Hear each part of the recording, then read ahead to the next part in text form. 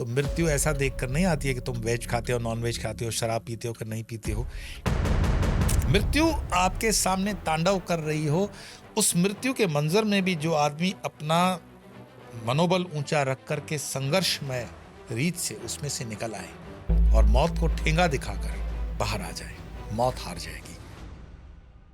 नमस्कार, नमो नारायण।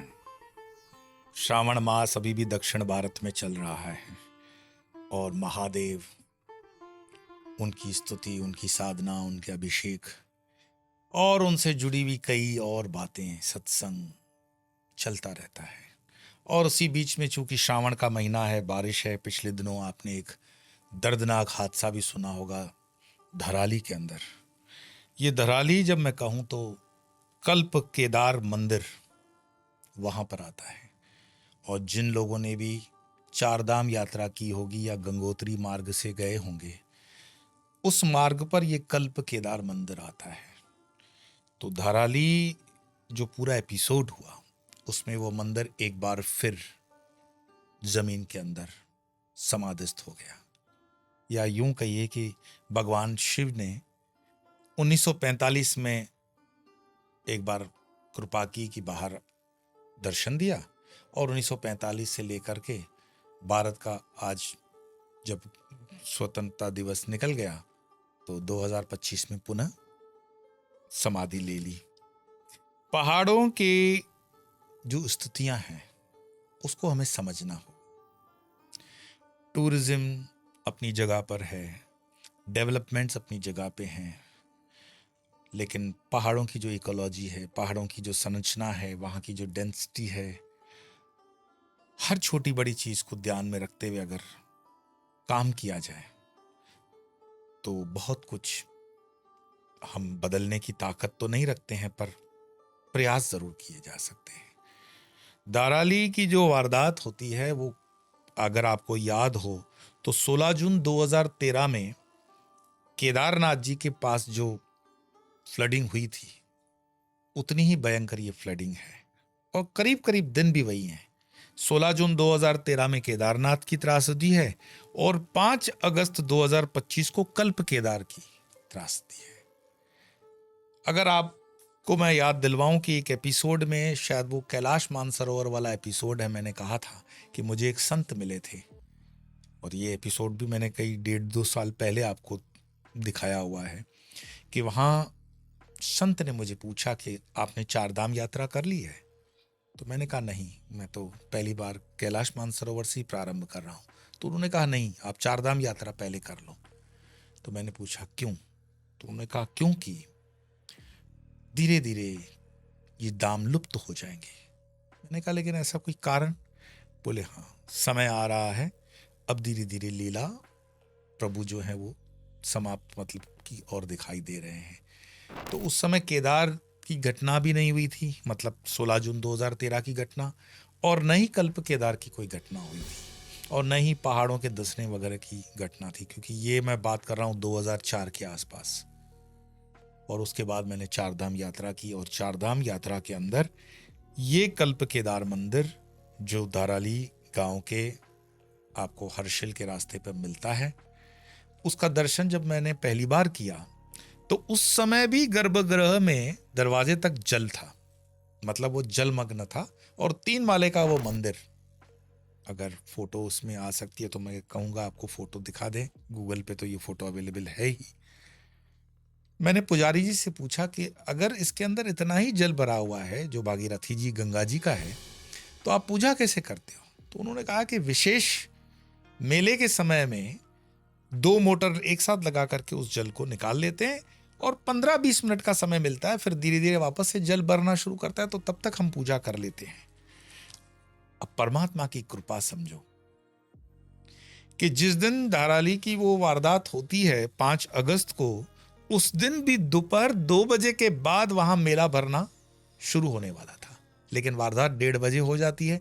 अगर ये वारदात आधे पौने घंटे बाद होती तो आंकड़ा मरने वालों का कई हजारों में होता। फिर तो जो भी कहानियां हैं, हर एक के पास अपनी अपनी कहानी है।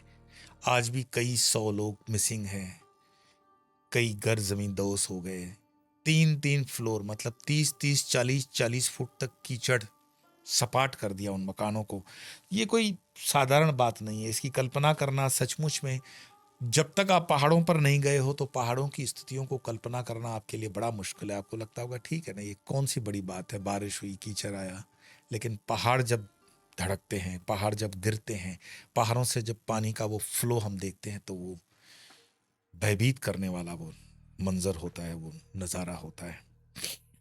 एक, मैं तो हमेशा कंस्ट्रक्टिव चीज़ों में विश्वास रखता हूँ, जो विधायक है, जो पॉजिटिव है, उन चीज़ों की बातें करें।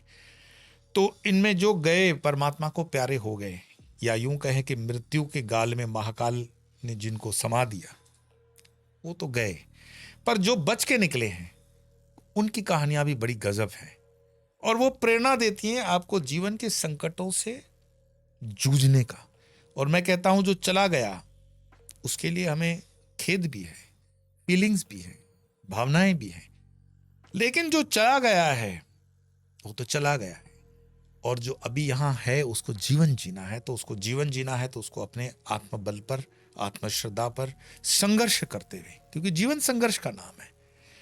तो बिजनौर की एक कारीगर की कहानी है, यूपी के वेल्डिंग करने वाला वो कारीगर, और उस वीडियो में वो दिखता भी है, जो आपने क्लिप देखी होगी कि धराली के अंदर जैसे पानी गिर रहा है, आ रहा है, तो अल्टो छोटी सी गाड़ी में अंदर है, और वो अल्टो लेकर भागता है, और उसके साथीदार 3 पीछे रह गए हैं, और वो बह गए। उनका समाचार लास्ट तक उनके पास नहीं पहुंचा। व्यास सैनी नाम के इस व्यक्ति ने ये स्टेटमेंट दी कि मैं उसको चश्मदीद गवाह होकर के देख रहा था कि वो अल्टो कैसे भागी है, और उतनी स्पीड से उसके पीछे वो पानी है, लेकिन अल्टो वाला बच गया। ये कैसे बच गया, जैसे मानो पीयूष मिश्रा जी का एक बहुत फेमस गाना है, एक तरफ तो चांद होगा, एक तरफ लोरियां। उसके बीच की एक कड़ी है जो मुझे सचमुच में बहुत प्रेरित करती है कि हम मौत को, हम मौत को सपना बताकर उठ खड़े होंगे यहीं, और होनी को, और होनी को ठेंगा दिखाकर खिलखिलाते जाएंगे, और होनी को ठेंगा दिखाकर खिलखिलाते जाएंगे। मृत्यु आपके सामने तांडव कर रही हो, उस मृत्यु के मंजर में भी जो आदमी अपना मनोबल ऊंचा रख करके संघर्षमय रीत से उसमें से निकल आए और मौत को ठेंगा दिखाकर बाहर आ जाए, मौत हार जाएगी। मृत्यु सत्य है, ये बात पक्की, इसमें कोई दो राय नहीं, मृत्यु सबकी आती है। लेकिन मृत्यु का जो क्षण है वो क्षण हम बदल सकते हैं। वो बदलने की ताकत भी मनुष्य को परमात्मा ने दी है कि मनुष्य तो बड़ा महान है। तो ऐसी कई कहानियों को जब मैं सुन रहा था कि व्यास सैनी बताते हैं कि राजेश पवार नाम का जो फौजी है, रिटायर होकर के आया है, सच्ची कहानी उनकी, और वहाँ पर वो पार्टी करने जा रहे हैं। यही 1 बजे का दोपहर का समय है, अभी धराली की वो वारदात होने में आधा घंटा बाकी है।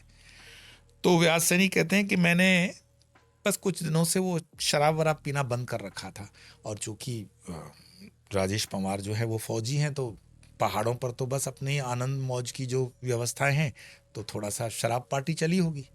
तो वो कहते हैं कि वो लोग वहाँ खड़े थे और मैं चाय पीने के लिए रोड के उस तरफ था, और उसी बीच में मैं देख रहा हूँ कि धाराली से वो वारदात होती है, और जो उस पार्टी में सम्मिलित थे वो सारे के सारे काल को प्यारे हो गए, या यूं कहो कि मृत्यु ने उनको महाकाल के गाल में समा दिया, और व्यास सैनी बच जाते हैं। अब हम में से कोई ये भी बोल सकता है कि नहीं, आदत अच्छी थी, चाय पीने की आदत थी इसलिए बच गया। अरे भैया, इसमें वो भी बचे होंगे जो बेचारे चाय भी कभी नहीं पीते होंगे।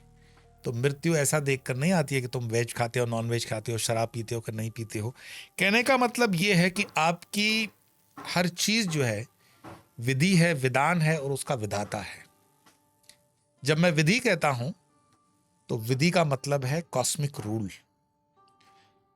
और विधान जब मैं कहता हूं तो वो होता है ऑर्डिनेंस, उसका कोई नियामक, और विधाता जो उसको बनाने वाला। ये सब साकार हो जरूरी नहीं है। आपने विधि जान ली, विधान देख लिया, और विधाता को समझने का प्रयास। कई बार मुझे बड़ा दुख भी होता है कि हम जब प्रेडिक्शंस के ऊपर पिछले दिनों भारत पाकिस्तान की युद्ध को लेकर, ऑपरेशन सिंदूर को लेकर के, विश्व की स्थितियों को लेकर के, भविष्य की घोषणाएं जब मैं करता हूं तो छुट्टे छुट्टे छुटक छुटक ऐसे कमेंट्स आते हैं कि आपने ये भी तो करवा सकते थे, ये भी करवा सकते थे। अरे भैया, सबसे बड़ा देवादिदेव महादेव, उससे बड़ा कोई देव हो सकता है? वो महादेव जो मार्कंडेय को चिरंजीवी का वरदान दे सकता है, वो क्या अपनी अर्धांगिनी सती को दक्ष के यज्ञ में समाप्त होने को रोक नहीं सकता था? और समाप्त हो गए तो वापस से खड़ा कर चिरंजीवी नहीं कर सकता था? तो ये होती है विधि, कॉस्मिक रूल। कुछ चीजें विधि के अनुसार होती हैं, विधान के अनुसार होती है, जिसको विधाता भी बदल नहीं सकता है और विधाता बदलता भी नहीं है। तो अगर विधि नहीं बदल सकते, विधान नहीं बदल सकते, विधाता को नहीं बदल सकते, तो फिर ये सब है क्या? ये है चीज, मैंने हमेशा जैसे कहा हुआ है कि ये जैसे आप हाईवे पे चल रहे हो और आपको बता दिया गया कि आगे मोड़ है, आप सावधान हो जाओ, रोड से अपनी गाड़ी को स्पीड में कंट्रोल करो। तो जब भी हम जन्म कुंडली वगैरह का आंकलन करते हैं या टीम उस पर कोई अपनी टिप्पणी देती है या उनको कोई सुझाव देती है, उस पर मुझे याद आया कि आप हर बार पूछते हो कि आपसे संपर्क कैसे किया जाए या कैसे आपसे इन चीज़ों की जानकारी ली जाए। तो भाई, इन चीज़ों के लिए आप हमारी वेबसाइट www.swamiyoupar.com पे इसको संपर्क भी कर सकते हो, देख भी सकते हो, और हमारे प्रवास इत्यादि की तारीखें भी उसमें लगभग मेंशन होती हैं। तो वापस से आ जाते हैं, जन्म कुंडली में भी अगर आप चीज़ें देखते हो तो वो आपको सिर्फ बताई जाती हैं जैसे सिगरेट के पैकेट पे लिखा होता है स्वास्थ्य के लिए हानिकारक है, पकड़ने से हानि नहीं होगी, और पियोगे तो तुरंत मरने वाले नहीं हो कैंसर से। वो संभावनाएं बताता है कि मर सकते हो, मरोगे गारंटी नहीं है। ऐसे ही राहु की दशा, महादशा, शनि, ये वो, उसके कई पैरामीटर्स होते हैं। सुनकर के बिल्कुल डिप्रेशन में मत आ जाओ। कर्म के अधीन होकर के आप इसको काफी कुछ बदल सकते हो, और इस पर मैं विशेष आपका एक एपिसोड ही बना दूंगा कि इन चीज़ों से निकलने के लिए कैसे नवग्रह वगैरह के स्तोत्र वगैरह का हम सहारा लेकर के पूजा पाठ में थोड़ी बहुत पूजा करने से बच जाते हैं। कोई खर्चा करने की जरूरत नहीं है, कोई पंडितों के चक्कर में जाने की जरूरत नहीं है, आप स्वयं से स्वयं का उद्धार कर सकते हो। लेकिन यह सत्य है कि मृत्यु है, और मृत्यु को नियंत्रण करने वाला महाकाल है, और वही कालों के काल महाकाल हमारे सदाशिव देवादिदेव महादेव हैं। तो फिर बॉटम लाइन क्या हुई कि मृत्यु है उसको स्वीकार कर लिया, महाकाल है उसको स्वीकार कर लिया, महादेव है उसको स्वीकार कर लिया, तो अब अपने को क्या करना? तो अपने को यही करना है जो सनातन की पद्धति में हमारे ऋषि मुनियों ने बताया है कि मनुष्य का जीवन जो है वो अपनी उस चरम अवस्था को प्राप्त करना है, अपने स्वरूप को समझना है कि तुम कौन हो, क्या हो, कहां से हो, क्यों हो, कब तक हो, और उसकी आपको दिशा और दशा देता है शास्त्र। कुछ भी ना कर सको तो श्रीमद् भगवद गीता की शरण में आ जाओ, और ये भी आपको लगता है कि बहुत ज्यादा है तो कम से कम प्रारंभ कर लो। ओम नमः शिवाय के मंत्र से प्रारंभ कर लो, हनुमान चालीसा से प्रारंभ कर लो, दुर्गा चालीसा से प्रारंभ कर लो, कृष्ण मंत्र से प्रारंभ कर लो, राधा नाम से प्रारंभ कर लो, पर कहीं से प्रारंभ करो। और मेरा हमेशा से कहना, 24 घंटे के लिए 24 मिनट अपने जीवन में, क्या हम फालतू फालतू चीजों के लिए समय दे देते हैं? हमारे पास कंस्ट्रक्शन के मजदूर होते हैं, वो तंबाकू वगैरह खाने के लिए समय ले लेते हैं, तो जीवन में ऐसे 5-7 बार तुम समय ले लेते हो। जो स्मोकिंग करने वाले होते हैं वो सिगरेट पीने का समय निकाल लेते हैं। तो जो प्राणदाता है तुम्हारा, उस प्राणदाता के लिए तुम 24 घंटे में 24 मिनट नहीं निकाल सकते हो? कितनी कृपणता, कितनी गरीबी है हमारे पास। हम बिल्कुल निकाल सकते हैं अगर हमारा संकल्प ठीक है। अपने साथ हो जाओ 24 minute, to be with yourself. आप उसको ध्यान कहो, मेडिटेशन कहो, पूजा कहो, पाठ कहो, जो भी, पर अपने साथ हो जाओ। अपने होने का वजूद, मैं क्यों हूं, कहां से हूं, कब तक हूं, क्या करने आया हूं, इसका चिंतन हो आपके पास, और उस चिंतन की कोई देश ना दे सके, कोई जागृत गुरु आपको मिल जाता है, उसकी शरण में पहुंच जाओ। तो इस मृत्यु और महाकाल के झंझट से एटलीस्ट मोहवश आप ग्रस्त नहीं होंगे, उसको समझ जाओगे कि मृत्यु क्या है। तो एक दिन वो भी आ जाएगा जब आप भी मौत को ठेंगा दिखा करके, क्योंकि हम अमृत की संतान हैं। विवेकानंद कहते हैं अमृत तस्या पुत्रः। मृत्यु शरीर की है, और कृष्ण उसको कहते हैं कि न अग्नि उसको जला सकती है आत्मा को, न जल डुबो सकता है। हम वो आत्मा हैं, न नैनम छिंदन्ति शस्त्राणि नैनम दहति पावक न चैनम क्लेदयन्त्यापो न मारुति शोषित। उस भाव को समझने के लिए अपने आध्यात्मिकता को बढ़ाओ और इसी सनातन के मार्ग पर चलते हुए बहुत कम समय के अंदर आप पहुंच सकते हो। बस चलना प्रारंभ करो। इसी प्रेरणा, इसी प्रार्थना, इन्हीं शुभकामनाओं के साथ आज इतना ही। फिर मिलेंगे, तब तक के लिए नमो नारायण।